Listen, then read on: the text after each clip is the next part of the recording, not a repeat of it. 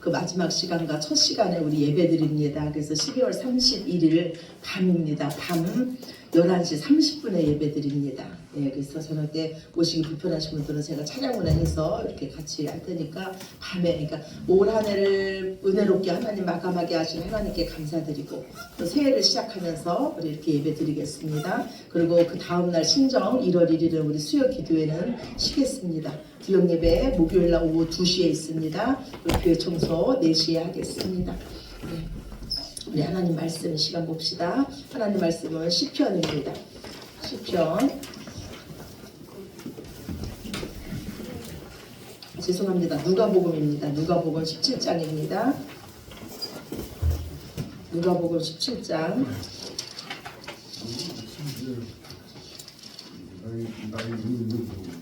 17장 11절에서 19절 말씀입니다.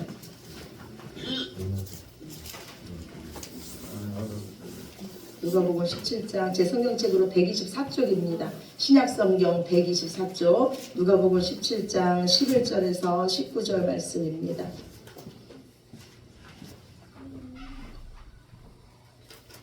제 성경책으로 124쪽입니다. 신약성경 124쪽.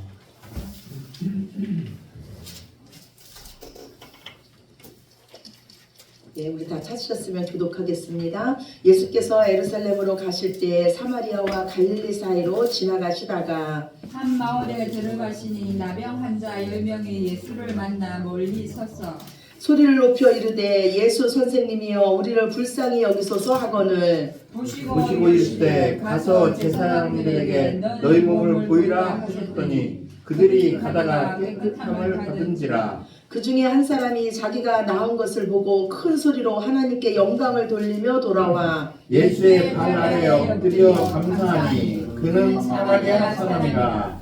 예수께서 대답하여 이르시되 10사람이 다 깨끗함을 받지 아니하였느냐 그 9은 어디 있느냐 이 이방인 외에는 하나님께 영광을 돌리러 돌아온 자가 없느냐 하시고 그에게 이르시되 일어나 가라 내 믿음이 너를 구원하였느니라 하시더라. 아멘. 아멘. 예.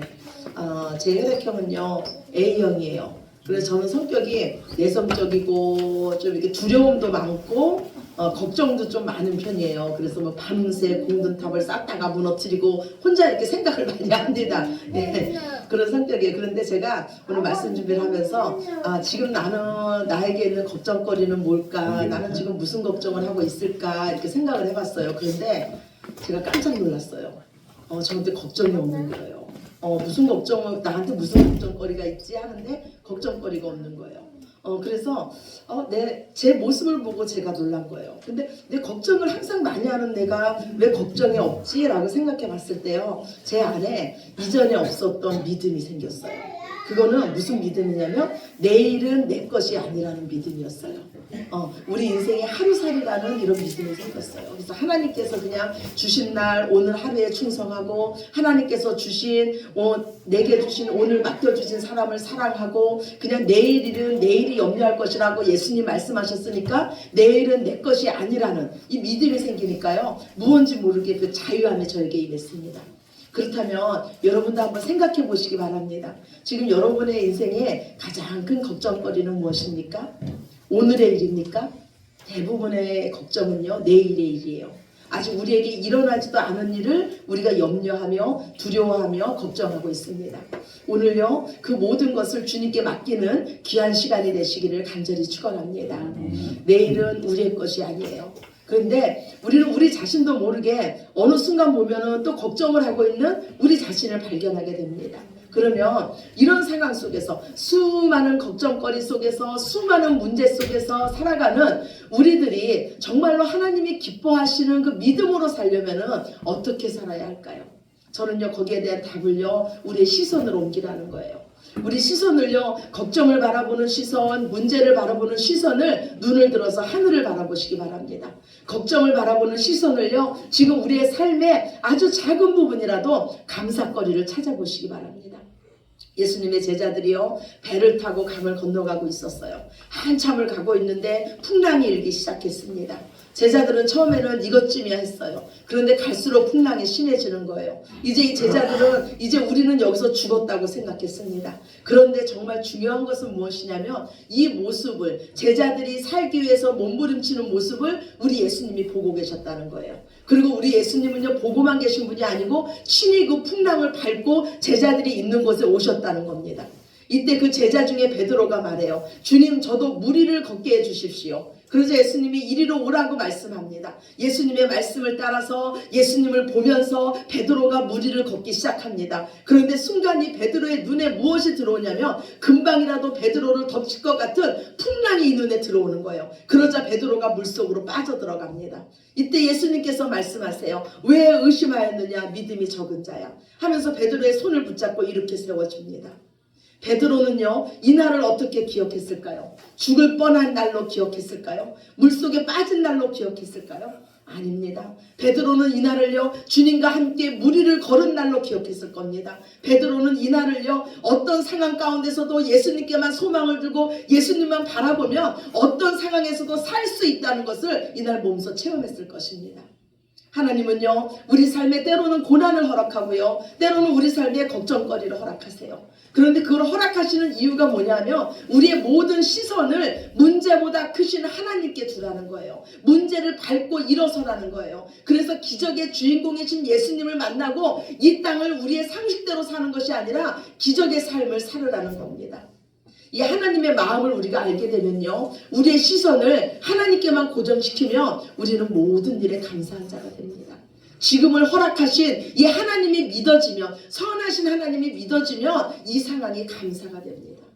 저는요 도저히 감사할 수 없는 상황에서 감사한 자들을 만난 적이 있어요. 저희 어머니가 중환자실에 계실 때요. 그때 저희 아버지와 저는요 그 중환자실 대기실에 있었어요. 중환자실 대기실은요 침대가 없습니다. 그냥 의자에서 쪽잠을 자는 거예요. 거기 있는 사람들은요 언제 의사가 호출할지를 모르기 때문에요 식당에 가서 밥을 먹을 수가 없습니다. 일회용품으로 식사를 대신합니다. 그런데 그곳에 있는 사람들은요 지금 내 사랑하는 가족이 호흡기를 달고 있어도 살아있는 것 그 자체로 감사합니다. 아무것도 할 수 없는 그 중환자실에 내 가족이 있어요. 내 아내가 있고 내 남편이 있고 내 자녀가 있어요. 그런데 면회를 하고 돌아오면요 그들이 지금 살아있는 것에 감사해서 감사의 내용을 서로 나누는 것을 저는 봤습니다. 우리 주위에는요 도저히 감사할 수가 없는데 그 상황에서도 감사하며 사는 자들이 너무너무 많습니다. 저는 그 자들이 바로 우리 그리스도인인 줄로 믿습니다. 오늘 본문 말씀은요 예수님이 10명의 나병 환자를 고쳐주시는 말씀이에요. 그 중에 9명은 유대인이었고요 1명은 사마리아인이었습니다. 그런데 10명 모두가 절망 중에 있었어요. 그 당시 나병은 불치병이었습니다. 또한 나병은요 하나님께서 내려주신 저주라고 생각했어요. 그래서 이들은 육체적인 질병도 힘들었지만 영적인 죄책감에도 시달렸습니다. 또한 나병 환자는요 가족들과 격리되어 따로 살아야 했습니다. 그런데 오늘 예수님께서요 이들을 만나러 사마리아 땅으로 친히 들어가십니다.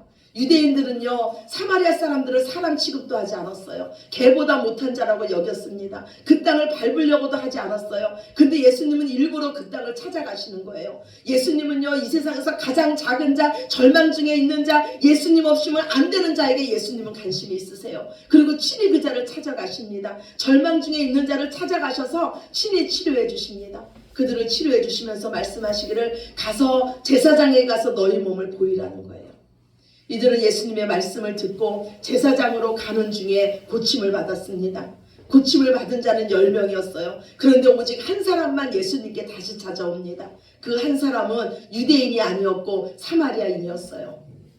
여기서 우리가 기억해야 될 거는요 은혜는 누가 받았습니까? 은혜는 10명 모두 받았다는 거예요. 근데 감사한 자는 1명이었다는 거예요. 하나님께 은혜를 받은 자는 많아도요 감사하는 사람은 적습니다. 오늘 우리는요 내가 어디에 속해 있는지 다시 한번 생각해 보시기 바랍니다. 또한 우리는요 예수님처럼 10명의 사람, 우리 주위에 있는 모든 사람에게 은혜를 베푸시기 바랍니다. 그러나 그들에게 기대는 하지 마시기 바랍니다. 그 이유는 그 중에 한 사람 정도만 여러분을 다시 찾아와서 감사를 표시할 것이기 때문입니다.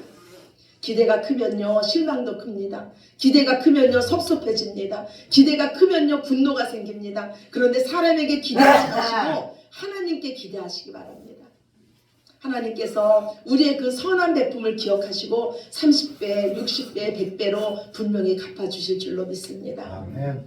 하나님은요 우리를 너무 잘하셔갖고요 우리를 위로하시기를 원하셔갖고요 우리에게 한 명을 보내주십니다. 거기에 감사하시면 더 큰 감사가 넘칠 줄로 믿습니다. 아멘. 이 감사는요 아무나 하는 것이 아니에요. 이 감사는요 은혜를 깨달은 자만이 감사할 수 있습니다. 은혜 중에 가장 소중한 은혜는요 깨달음의 은혜입니다. 그래서 시편 49편 20절 말씀에 보면 종기에 처하나 깨닫지 못하는 자는 멸망하는 짐승과 같다고도 말씀해요. 하나님의 은혜를 깨달은 자만이 감사의 열매를 맺을 수가 있습니다. 감사할 수 없는 환경에서도요 하나님의 은혜를 깨달으면 감사가 됩니다. 사람들이 지금 불행할 거라고 생각하는 그 환경 속에서도요 하나님의 은혜가 깨달아지면 그 현실이 은총의 시간이라는 것을 알게 됩니다. 받은 것이 많다고 우리가 감사하는 게 아니에요. 오히려 받은 것이 적어도요 깨달음이 커질 때 우리는 감사가 됩니다. 일본의 빙점의 작가인 미우라 아야코가 있어요. 이 미우라 아야코는요 움직이는 종합병원이라고 했어요. 그는 폐결핵으로 인해서요 24살부터 13년 동안 침실에서 생활을 했습니다. 또한 그에게는 직장암, 파킨슨병, 척추 카리에스 등 많은 질병이 그녀를 괴롭혔어요. 그런데 그녀는요 하늘나라 올라가기 직전에 이와 같은 말을 합니다. 내가 질병으로 잃은 것은 건강뿐이었습니다. 그 대신 나는 신앙과 생명을 얻었습니다. 사람이 생을 마감한 후에 남는 것은 쌓아놓은 공적이 아니라 함께 나누었던 것입니다. 이 미우라 아야코는요 질병 때문에 오히려 감사하고 있습니다. 고난 때문에 오히려 감사하고 있습니다. 잃은 것보다 더 귀한 것을 얻었음에 감사하고 있습니다. 그녀에게는요 깨달음의 은혜가 있었기 때문에 그 인생의 가장 소중한 것은 쌓아놓은 공적이 아니라 그 인생에 함께 나누었던 것이라고 말하면서 우리에게 감동을 주고 있습니다. 감사는요 아름다운 관계를 맺도록 합니다. 감사를 통해서요 이 사마리아인은요 예수님과 관계가 맺어졌어요. 감사를 통해서 이 사마리아인은요 예수님의 사랑하심과 용서하심을 맛봤습니다. 이 사마리아인은요 제사함의 은혜를 통해서요 하나님의 자녀된 영광을 취하게 됐어요. 하나님과의 관계가 회복됐습니다. 오늘 18절 말씀에 보면요 예수님이 이렇게 말씀하세요. 이 이방인 외에는 하나님께 영광을 돌리러 돌아온 자가 없느냐. 사마리아인은 감사한 것뿐인데 예수님은 그 삶을 하나님께 영광 돌리는 삶이라고 말씀하세요. 그리고 19절에 이어서 이렇게 말씀합니다. 그에게 이르시기를 일어나 가라 내 믿음이 너를 구원하였느니라. 예수님은요 감사한 자의 이 믿음을 칭찬하십니다. 그리고 그 믿음을 구원 얻는 믿음이라고 인정해 주십니다. 이 사마리아인은요 예수님께 감사를 드림으로써 예수님이 어떤 분인지를 정확히 알게 됐어요. 이 고침받은 9명의 유대인들은요 제사장에 가서 그 몸을 보여드렸지만 이 사마리아인은요 예수님께 나와서 자신의 나은 몸을 보여드렸습니다. 제사장 중에 제사장이신 예수님께 나와서 자신의 병 나은 것을 보여드렸어요. 은혜를 깨달으니까요 우선순위가 뭔지를 알게 돼요. 예수님이 얼마나 존귀한 자인지를 깨닫게 됩니다. 오직 은혜를 깨달은 자만이 감사가 되고요. 감사한 자에게 더 큰 축복이 임할 줄로 믿습니다. 우리 삶에요 걱정을 없앨 수 있는 방법은 오직 감사입니다. 평생 감사를 적용하면서 사는 겁니다. 작은 일에도 어려운 일에도 앞이 캄캄할 때도 먼저 미리 감사하는 거예요. 오늘 하나님 말씀처럼요 모든 상황에서 감사한 겁니다. 우리가 감사할 때 그 상황 속에서 하나님의 선한 일이 펼쳐질 줄로 믿습니다. 아멘. 여자와 어린아이를 제외하고 남자만 5,000명이 그러니까 총 합치면 2만 명이 넘는 자들이요 예수님 앞에 있었어요. 그런데 이들에게 먹을 것이라고는요 한 아이가 가지고 온 도시락뿐이었습니다. 도저히 감사할 조건이 아니었어요.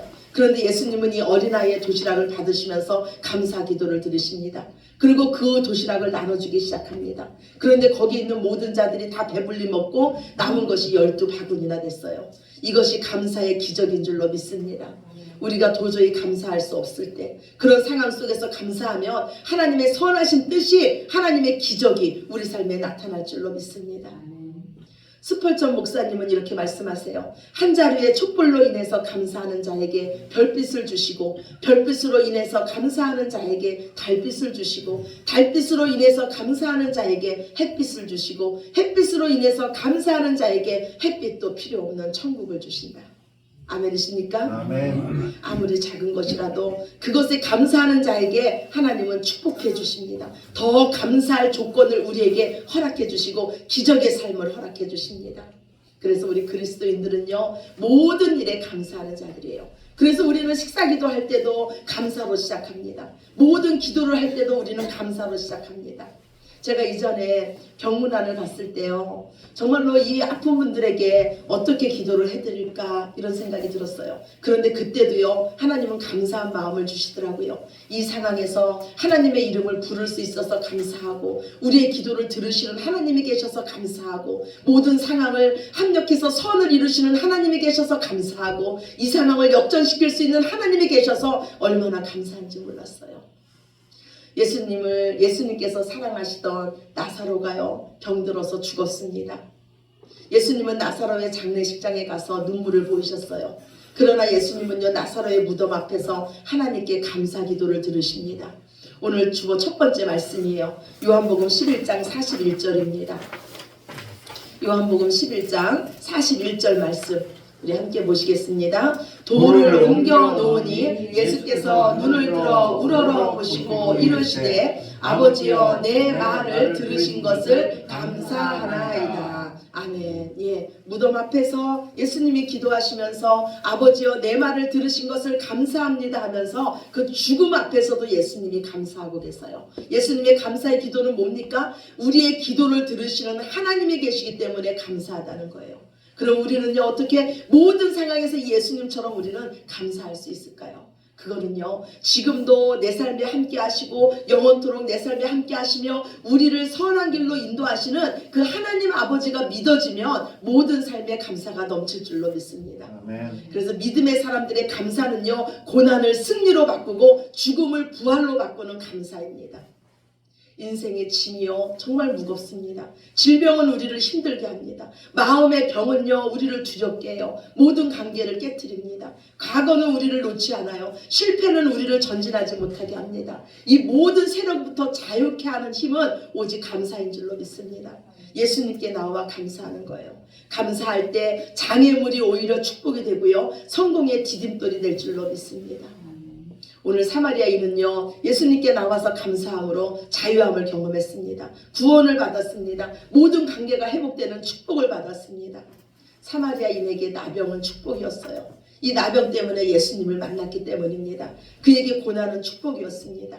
오직 하나님 안에서만 우리의 고난이 축복이 될 수 있다는 것을 믿으시기 바랍니다. 지금 그 모습 그대로 하나님께 나오시기 바랍니다. 불러주신 은혜에 감사하면서 하나님께 나오시기 바랍니다. 우리를 향하신 하나님의 뜻은 생명이며 평안입니다. 감사는요, 기적을 창조하는 재료입니다. 감사는요, 더욱 아름다운 관계를 맺도록 도와주는 은총입니다. 저는요, 정말로요, 감사할 것이 많은 자예요. 하나님께서 저를 사랑해 주셔서 감사하고, 하나님께서 저를 사용해 주셔서 감사합니다. 저에게 딱 맞는 배필을 주셔서 감사하고, 저에게 새 아들을 주시고, 또 주영이를 주셔서 감사합니다. 또 저에게 믿음의 부모님을 주셔서 감사하고요, 저에게 행복한 교회를 맡겨주셔서 감사하고, 또 예수님 없이는 살 수 없는 우리 성도님들을 만나게 해주셔서 감사합니다.